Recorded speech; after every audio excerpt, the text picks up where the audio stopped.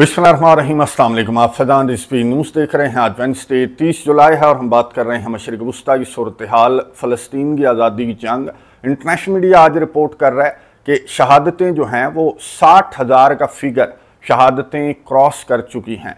हालांकि आपको रियलिटी मालूम है कि फ़िगर कहीं ज़्यादा है और कुछ रिपोर्ट्स के मुताबिक तो शहादतें 1,60,000 से भी ज़्यादा हैं। इनमें ख़वातीन भी शामिल हैं, इनमें मासूम बच्चे भी शामिल हैं, इनमें 264 अक़वाम मुत्तहिदा के अहलकार भी शामिल हैं, इनमें 232 सहाफ़ी भी शामिल हैं, इनमें 1,500 एड सीकर्स भी शामिल हैं और 150 वो मासूम बच्चे भी शामिल हैं जो इस इमदाद का इंतज़ार करते हुए भूख से मारे गए। इसराइल की जानिब से 1130 मसाजिद को, 3 गिरजाघरों को और 19 कब्रिस्तानों को भी टारगेट किया गया। और इतने ज़्यादा मजालिम के बाद, इतनी ज़्यादा ये जो नस्ल कुशी गजा की पट्टी के अंदर बढ़ चुकी है, तो ये मजालिम इंटरनेशनल कम्युनिटी को अब नज़र आने लगे हैं। फ्रांस के बाद बरतानिया ने भी फ़लस्तीन को तस्लीम करने का ऐलान कर दिया है। सुनिए, उसके बाद बात करते हैं। So today, as part of this process towards peace, I can confirm the UK will recognise the state of Palestine by the United Nations General Assembly in September, unless the Israeli government takes substantive steps to end the appalling situation in Gaza, agree to a ceasefire, and commit to a long-term sustainable peace, reviving the prospect of a two-state solution. गुफ्तगू आपने सुनी बरतानिया के prime minister कीयर Starmer की। बरतानिया का मैं आपको बता दूं कि इसराइल का अमेरिका के बाद अगर कोई बहुत करीबी इत्तेहादी है तो वो ये बरतानिया ही है, ये कीयर स्टामर ही हैं जो इसराइल के मजालिम को पॉइंट आउट करते हुए ये कह रहे थे कि अगर इसराइल ने ये मजालिम गजा की पट्टी के अंदर बंद ना किए तो सितंबर में, यानी कि अक़वाम मुत्तहिदा जनरल असम्बली के इजलास के दौरान फ्रांस के साथ साथ बरतानिया भी फ़लस्तीन को तस्लीम कर लेगा। बरतानिया की जानिब से ये फ़लस्तीन के हक़ में टू स्टेट सोल्यूशन के लिए और इसराइल के ख़िलाफ़ ये आवाज़, ये फ़लस्तीन की कामयाबी है, ये मुजाहिदीन की कामयाबी है जिन्होंने 7 अक्टूबर को वो ऑपरेशन जो किया उसका एक मकसद यही था कि इंटरनेशनल कम्युनिटी का फोकस जो है वो यहाँ पर डाइवर्ट किया जाए और इसराइल की रियलिटी पूरी दुनिया को दिखाई जाएगी। इसकी इसराइल की रियलिटी है क्या, और ये रियलिटी जो है वो एक्सक्लूडिंग वन कंट्री पूरी दुनिया को नज़र आने लगी है। अमेरिका के सदर डोनाल्ड ट्रंप बैठे हुए थे कीयर स्टामर के साथ स्कॉटलैंड के अंदर। सहाफ़ियों की जानिब से ताबड़तोड़ सवालात किए जा रहे थे जो भी गजा के अंदर सूरत हाल है, और आपको मालूम है कि डोनाल्ड ट्रंप जो है वो इसराइल को डिफेंड करने की कोशिश कर रहा था। कीयर स्टामर दरमियान में आए, डोनाल्ड ट्रंप की बात को काटा और कीयर स्टामर ने कहा कि गजा के अंदर सूरत हाल जो है वो नाकाबिले बर्दाश्त है और गजा के अंदर ये नस्ल कुशी बंद होनी चाहिए। इमदाद जो है वो गजा के अंदर 500 ट्रक्स डेली गजा के अंदर दाखिल होने चाहिए और ये हमारा मुतालबा है। कीयर स्टामर की गुफ्तगू सुनिए, उसके बाद बात करते हैं। But also recognise the situation on the ground in Gaza is absolutely intolerable, and I think that certainly speaking for the British public and myself, seeing those images of starving children in particular are revolting, and there's a sense of revulsion in the British public at what they're seeing, and they know and we know that humanitarian aid needs to get in at speed, at volume. Yes, some could be airdropped, and we're working with others, with the US, with Jordan on that, but the trucks need to get in. गुफ्तगू आपने सुनी बरतानिया के prime minister कीयर Starmer की। अब ये Israel के जितने क्लोज एलाय हैं तो ये अमेरिका के भी आपको मालूम है कि बरतानिया बहुत ज़्यादा करीबी इत्तेहादी है, बल्कि अमेरिका तो बरतानिया की कॉलोनी हुआ करता था और अब भी बरतानिया नेटो का मेंबर भी है। अमेरिका के साथ बहुत करीबी ताल्लुकात भी हैं बरतानिया के। शायद यही वजह थी कि डोनाल्ड ट्रंप ने इसराइल के वज़ीर आज़म नेतन्याहू के उस बयान के बावजूद, जो कि मैंने लास्ट वीडियो के अंदर आपको सुनवाया, कि इसराइल के वज़ीर आज़म नेतन्याहू ने यह कहा कि गजा की पट्टी के अंदर कोई कहत नहीं है, कोई भूख नहीं है, हमारी जानिब से तो भर भर कर इमदाद जो है वो गजा की पट्टी के अंदर दाखिल की जा रही है और हमास की जमात वो इमदाद जो है वो चुरा कर ले जाती है। तो डोनाल्ड ट्रंप ने यहाँ पर मीडिया के सामने ये एडमिट किया कि गजा के अंदर कहत को और चारों तरफ जो भूख है उसको गलत करार नहीं दिया जा सकता, और डोनाल्ड ट्रंप ने इमदादी मराकज़ खोलने का भी ऐलान किया गजा की पट्टी के अंदर। ये सुनिए, उसके बाद बात करते हैं। Well, it's going to be working with the United States. Will be helping with the food. You know, we have a lot of access to food. We got a lot of food ourselves, and we're going to bring it over there. We're also going to make sure that they don't have barriers stopping people. You know, you've seen the areas where they actually have food, and the people are screaming for the food, and they're 35, 40 yards away, and they won't let them because they have lines that are set up. And whether they're set up by Hamas or whoever, but they're very strict lines, so we have to get rid of those lines. But we're going to be getting some good, strong food. We can save a lot of people. I mean, some of those kids that's real starvation stuff. I see it. And you can't fake that. So we're going to be even more involved. We did some airlifts before, some airdrops, and the people are running for it. And the Prime Minister is going to help us. They're very effective with that. You've done that before, and for many, they've done that for 100 years very well. So. गुफ्तगू आपने सुनी America के सदर Donald Trump की, जिन्होंने Israel के वज़ीर आज़म Netanyahu के बयान के बावजूद मीडिया से गुफ्तगू करते हुए ये कहा कि जो गजा के अंदर सूरत हाल है, ये जो चारों तरफ भूख है, ये जो बच्चे जो हैं जो खाने की तलाश करते फिर रहे हैं, जिस तरह के मनाज़िर हैं, तो ये इसको गलत करार नहीं दिया जा सकता। गजा के अंदर एक कहत की सूरत हाल डोनाल्ड ट्रंप ने कहा कि है, और फिर डोनाल्ड ट्रंप ने इमदादी मराकज़ ओपन करने का ऐलान किया और ये कहा कि यहाँ तक रसाई होगी। जो गजा के अंदर बच्चे हैं, जो ख़वातीन हैं, जिनके इमेजेस सामने आ रहे हैं कि वो खाली डब्बे लेकर वो घूमते फिर रहे हैं खाने की तलाश में, तो इस तरह के इमेजेस डोनाल्ड ट्रंप ने कहा कि अब सामने नहीं आएंगे। और यहाँ पर गजा की पट्टी के अंदर बहुत सारे जो इमदादी मराकज़ हैं वो भी ओपन किए जाएंगे।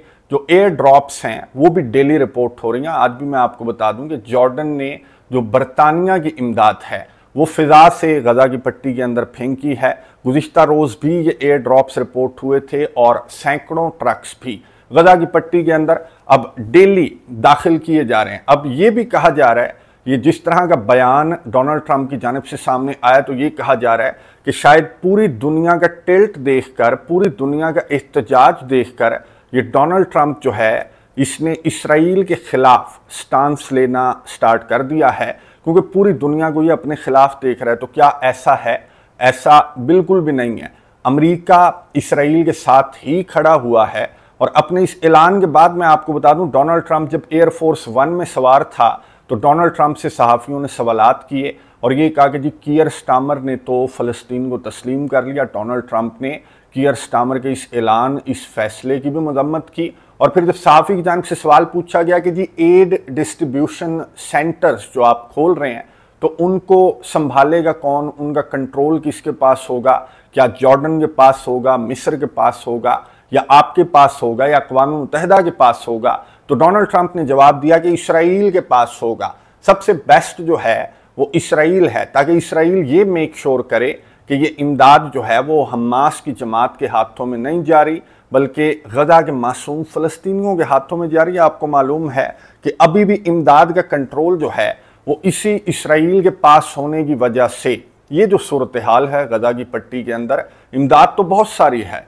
वो राफा के बॉर्डर पर इजिप्ट वाली साइड पर ट्रकों के ट्रक खड़े हुए हैं, इमदाद तो बहुत सारी है, लेकिन मसला तो यही है कि इसराइल के हाथों में डिस्ट्रीब्यूशन है। इस वजह से ये सही तरह इमदाद फ़लस्तीनियों तक पहुंच नहीं रही और फ़लस्तीनियों को टारगेट किया जाता है, एड सीकर्स को टारगेट किया जाता है। उसके बावजूद डोनाल्ड ट्रंप ने ये कहा कि नहीं जी, आइडियल पार्टी तो जिसके हाथ में इस इमदाद का कंट्रोल होना चाहिए तो वो तो इसराइल ही है। ना सिर्फ यहाँ पर, बल्कि मैं आपको बता दूं कि यूरोपियन यूनियन और OIC जो ऑर्गेनाइजेशन ऑफ इस्लामिक कोऑपरेशन है, ये मुत्तहिद हो गए हैं और इन्होंने एक इजलास बुलाया। ये इजलास सऊदी अरेबिया और फ्रांस की जानिब से बुलाया गया और इस इजलास में पूरी दुनिया के countries including Bharat, including OIC countries, including European union, African countries, Russia, China, north Korea, पूरी दुनिया के कंट्रीज़ इस इजलास के अंदर मौजूद थे।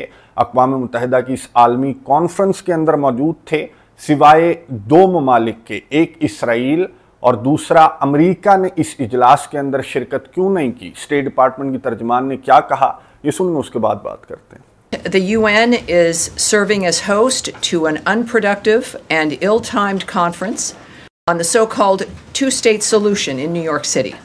This is a publicity stunt that comes in the middle of delicate diplomatic efforts to end the conflict in Gaza.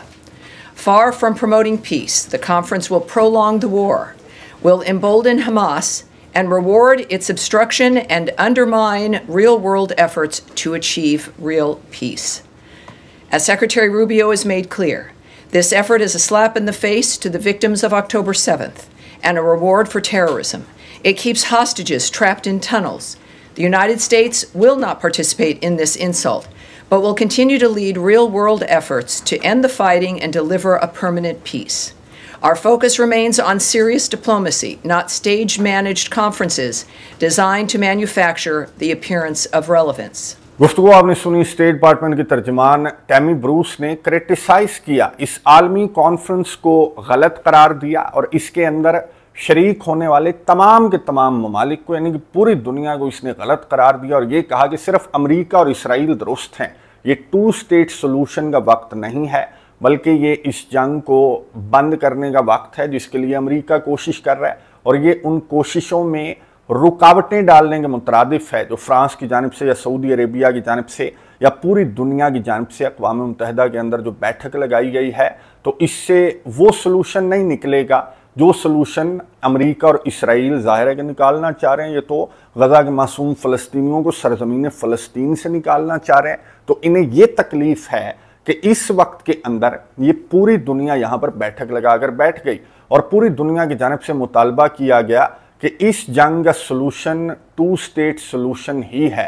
जब तक मसले फ़लस्तीन को हल नहीं किया जाएगा तो ये जंग जो है ये कभी भी बंद नहीं होगी। लेकिन अमेरिका, आपको मालूम है कि इस मसले का कोई और ही हल चाहता है। यही वजह है कि अमेरिका बहुत ज़्यादा गुस्सा है उन ममालिक पर भी जो फ़लस्तीन को तस्लीम कर रहे हैं और उन ममालिक पर भी, बल्कि पूरी दुनिया पर जो मसले फ़लस्तीन का हल चाहती है। और जब तक आपको मालूम है कि अमेरिका है या फिर अमेरिका अक़वाम मुत्तहिदा सलामती कौंसिल के अंदर है तो फ़लस्तीन को ना ही अक़वाम मुत्तहिदा के अंदर रुकनीत मिल सकती है और ना फ़लस्तीन को इमदाद मिल सकती है, ना फ़लस्तीनियों को इंसाफ मिल सकता है। तो इस पूरी दुनिया को जो बैठकें लगाकर तो बैठ गई है, फ़लस्तीन को तस्लीम करना भी स्टार्ट कर दिया और एक सफ़ में ये यूरोपियन यूनियन के कंट्रीज़ और OIC कंट्रीज़ एक सफ़ के अंदर एक पेज पर अगर मसले फ़लस्तीन को लेकर बैठ गए हैं तो अब नेक्स्ट स्टेप इनका ये होना चाहिए कि इन्हें इसराइल और अमेरिका के ख़िलाफ़ इनको अमली इक़दामात उठाने चाहिए। और अगर ये पूरी दुनिया जिसमें रशिया और चाइना जैसे पावरफुल कंट्रीज़ भी हैं, सऊदी अरेबिया और अरब कंट्रीज़ जैसे रिच कंट्रीज़ भी हैं और पूरी दुनिया यूरोपियन कंट्रीज़ जो इतनी ज़्यादा तिजारत करते हैं इसराइल के साथ और अमेरिका के साथ इतने करीब हैं, तो अगर ये पूरी दुनिया एक टफ स्टांस लेगी, जिस तरह से पूरी दुनिया टफ स्टांस लेती हुई नज़र आ रही है इसराइल और अमेरिका के ख़िलाफ़, अगर ये इसको इम्प्लीमेंट करेंगे, अमली इक़दामात की जानिब जाएंगे तो ये मसला फ़लस्तीन का सलूशन जो है वो बहुत करीब है। कमेंट्स बॉक्स में आपने अपनी राय का इजहार ज़रूर करना है कि जितने कंट्रीज़ हैं जो एक सफ़ में आकर खड़े हो गए हैं इसराइल और अमेरिका के ख़िलाफ़, तो क्या ये अमली इक़दामात भी इसराइल और अमेरिका के ख़िलाफ़ इसी तरह से उठा पाएंगे जिस तरह से इनकी जानिब से बयानात सामने आ रहे हैं। अगली वीडियो तक के लिए इजाज़त दीजिए। अल्लाह हाफ़िज़।